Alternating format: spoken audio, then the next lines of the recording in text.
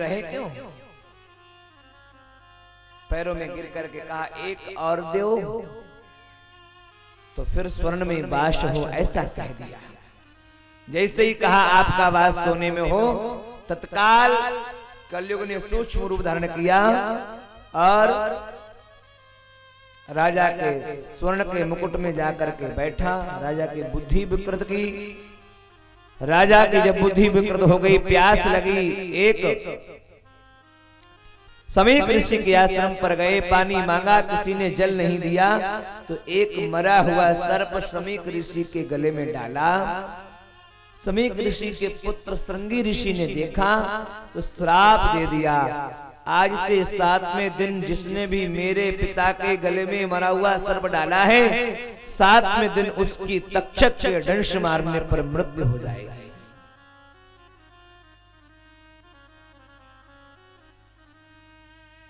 महाराज ऐसा वाक वज्र चलाया।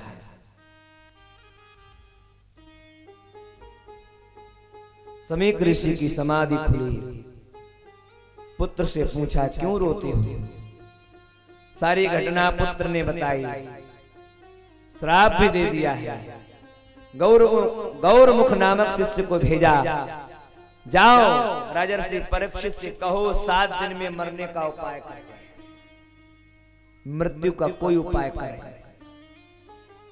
राजर्षि परीक्षित को ज्यों ही पता चला 7वें दिन मृत्यु हो जाएगी, जन्मेजय को गद्दी पर बिठाया, हरिहर गंगा के किनारे निकल पड़े।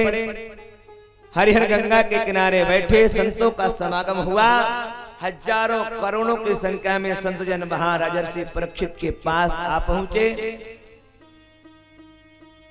और उसी संतों की मध्य में, संतों की भीड़ में सुखदेव मुनि का प्रादुर्भाव हुआ कि तत्रा भवत भगवान व्यासपुत्रो बभूव यद्रक्षया गामट मानो नपेक्ष्य अलक्षलिंगो निजलाभतुष्ट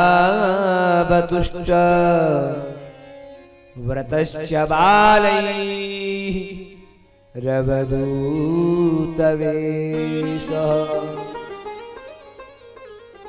अवधूत बालरवेश, शरीर पर एक कोपिन है। समाधि खुली, हृदय में भाव जगा, चलो राजर्षि परीक्षित की सभा में।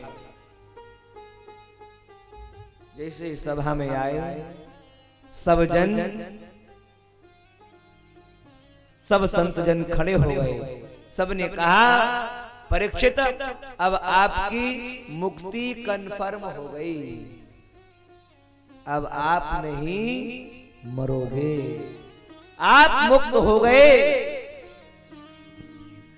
सुखदेव मुनि का पूजन किया। पूजन करके बालू की एक ढेरी बनाई, पीताम्बरी बिछा करके और प्रश्न किया, अथा पृच्छामि संसिद्धिं योगिनां परमं गुरुं पुरुषस्येह यत् कार्यं म्रियमाणस्य सर्वथा। हे प्रभु, मरने वालों को क्या करना चाहिए? जिसकी मृत्यु निकट आई हो, जिसे जल्दी मरना हो, क्या करे? एक ही बात कही, तस्मात् भारत सर्वात्मा भगवानीश्वरो हरिः श्रोतव्यः कीर्तितव्यश्च स्मर्तव्ये क्षता भयम्। कि श्वास श्वास पर कृष्ण भजी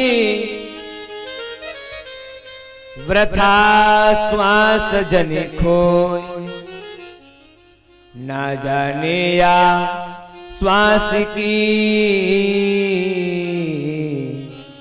आवन होय न होय।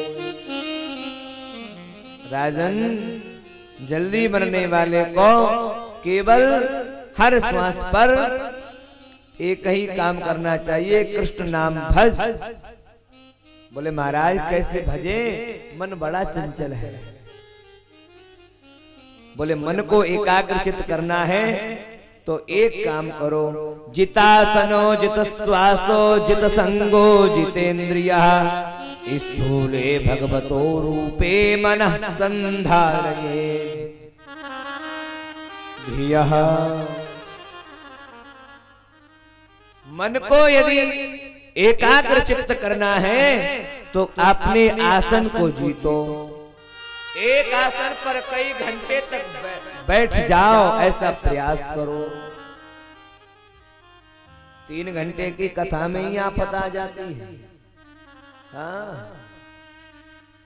बोलो राधे राधे। कितनी बार घूमेंगे, कितनी बार पैर को ऐसे वैसे इधर उधर करेंगे। आसन को जीतो, जितासनो, आसन को जीतो। प्राणायाम के माध्यम से श्वास को जीतो। जित संगो, आपका संग निर्मल हो। बाबा ने बड़ी सुंदर बात कही। बाबा ने कहा, दुष्ट संग जनी देहि विधाता। दुष्ट संग जनी देहि विधाता। दुष्ट संग जनी देहि विधाता। दुष्ट संग जनी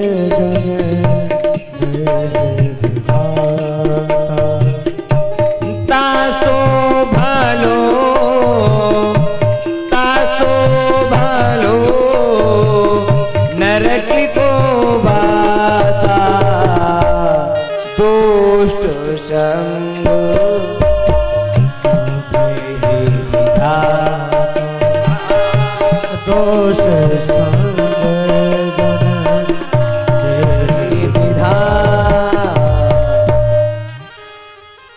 दुष्ट संग जन देहि विधाता। बाबा ने कहा, अगर कहीं दुष्ट का संग है उससे अच्छा तो यही है। तासो भलो नरक को वासा। दुष्टों का संग मत देना, उससे अच्छा तो यही है आप हमें नरक में वास दे दो, वो मंजूर है। परंतु किसी दुष्ट का साथ नहीं चाहिए। क्यों? क्योंकि दुष्ट का साथ करेंगे तो हम भी पापी होंगे और हम भी दुष्ट होंगे। क्योंकि संगति का बड़ा असर होता है मेरे प्यारे। जित संगो, संग जीतो निर्मल हो। जितेन्द्रिय, अपनी प्रत्येक इंद्रिय को भगवान की ओर मोड़ दो। फिर स्थूल रूप परमात्मा का दर्शन करो और उस परमात्मा का दर्शन स्थूल रूप में करो कि संपूर्ण सृष्टि परमात्मा के शरीर में निवास कर रही है। बाबा ने कहा, पद पाताल शीस अजधामा अपर लोक अंग अंग विश्राम। भगवान के चरण पाताल में है और भगवान का जो सर है वो भगवत धाम ऊपर है, अजधामा। और अपर लोक अंग अंग विश्रामा। पूरा विश्व प्रपंच भगवान के अंग अंग में विश्राम कर रहा है।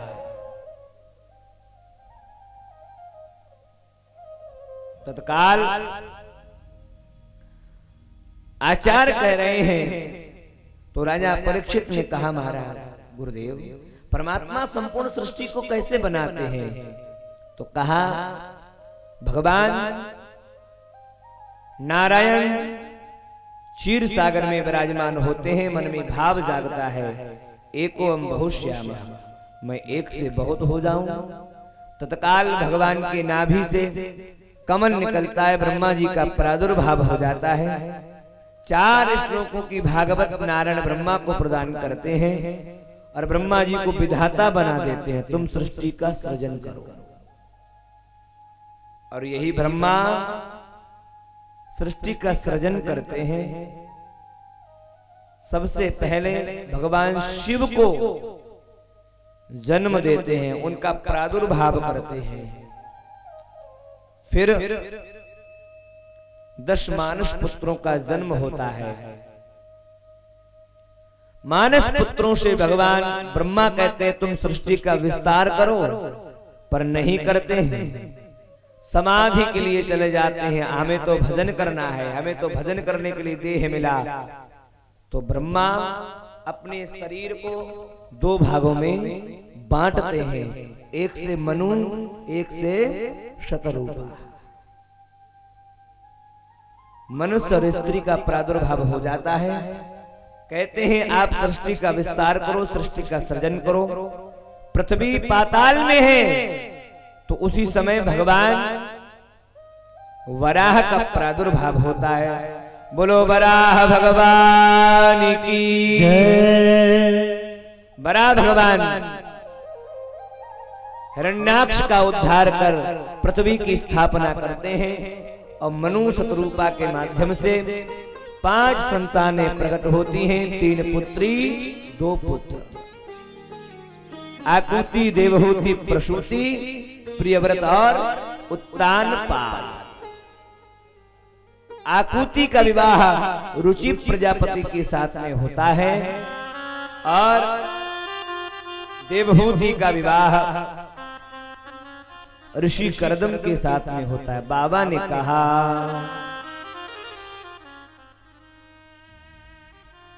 देवहूति पुनीता सुकुमारी, जो प्रिय करदम की मुनि नारी। देवहूति पुनीता सुकुमारी, करदम के देवहूति पुनीता सुकुमारी, जो मुनि करदम की प्रिय नारी।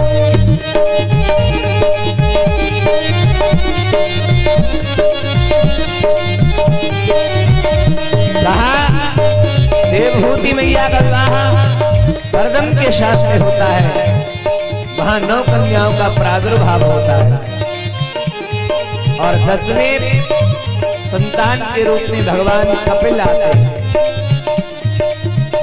हाँ, आदि देव प्रभु दीन दयाला, जठर धरे ते कठिन कृपाला।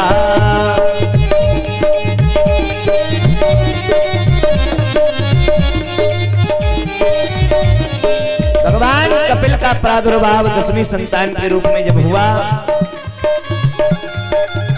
तो मैया को सांख्य शास्त्र का उपदेश करते हैं।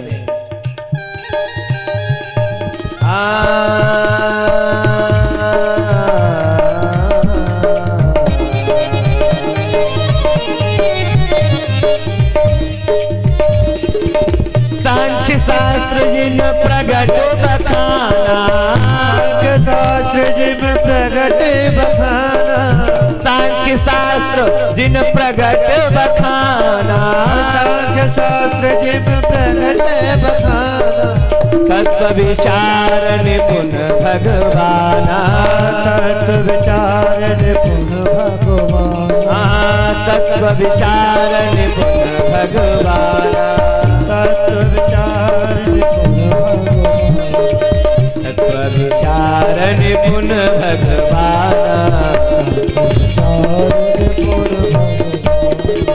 तत्व विचार निपुण भगवाना, तत्व विचार निपुण भगवान।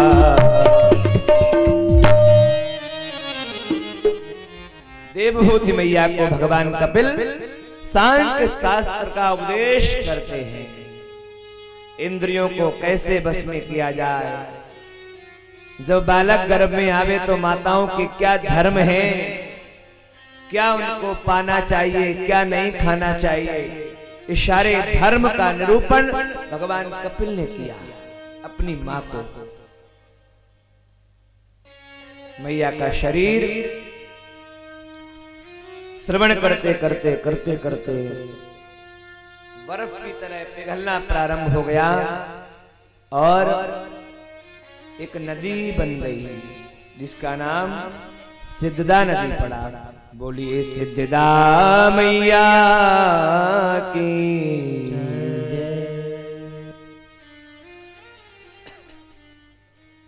उसके बाद प्रसूति नाम की जो पुत्री है, इनका विवाह दक्ष के साथ में हुआ। दक्ष को 16 कन्याएं जन्मी, जिनमें से सबसे छोटी सती है। वो सती बाबा के संग बिहाई गई। आचार्य सुखदेव कहते हैं राजन, भगवान भोलेनाथ के साथ में विवाह जरूर हुआ मैया सती का, परंतु इनका वंश चल न सका। क्यों? बोले इसलिए इनको अपने प्राणों को त्यागना पड़ा। क्यों? क्यों त्यागा? सती जी को क्यों त्यागना पड़ा?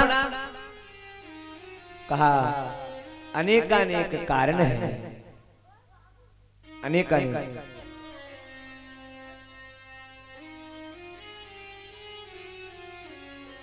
सबसे पहला कारण, इन्होंने राम जी की परीक्षा ली।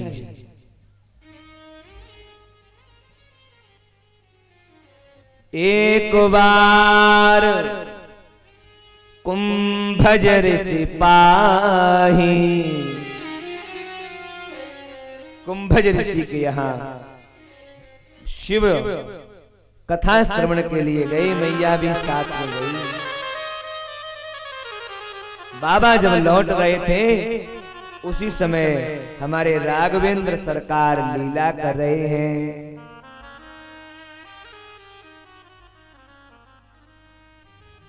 कि हे खग हे मृग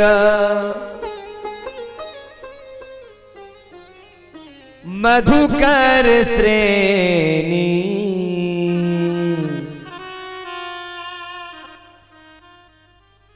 तुम देखी सी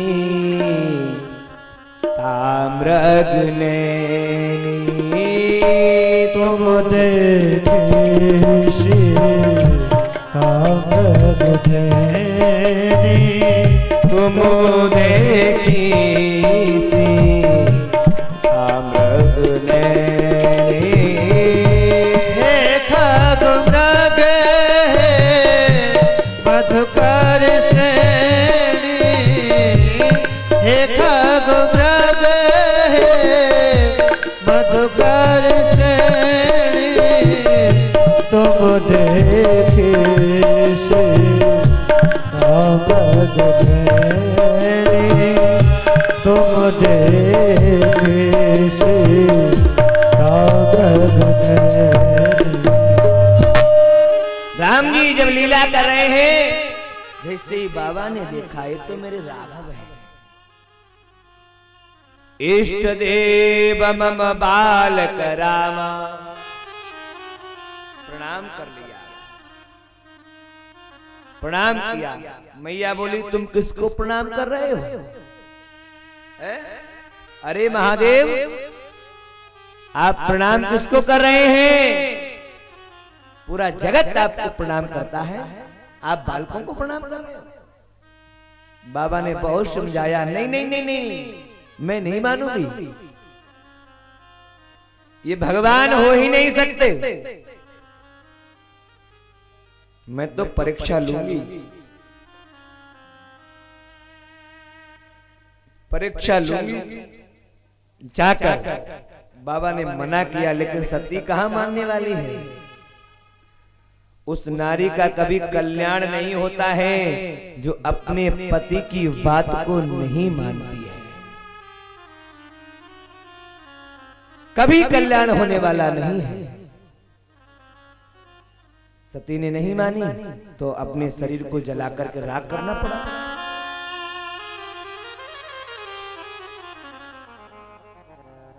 मैया सीता का वेश धारण करके गई, राम जी के सन्मुख जैसे ही पहुंची, कहो बहोर कहा वृषकेतु। अरे सती, आपके वृषकेतु कहाँ हैं? बाबा शंकर। सती शर्म से लज्जित हो गई, दौड़ करके प्रभु बाबा के पास जैसी आई, बाबा ने कहा ले आई परीक्षा? बोले नहीं नहीं नहीं, मैंने तो प्रणाम किया आपकी तरह, बस अंतर इतना था आपने दूर से किया और मैंने पास से किया। बाबा कह रहे हैं सती जी झूठ मत बोलो, एक गलती तो आप कर चुकी हैं, दूसरी क्यों कर रही हैं?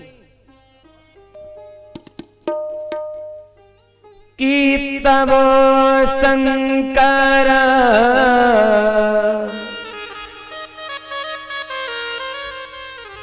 देखे उधर ध्याना,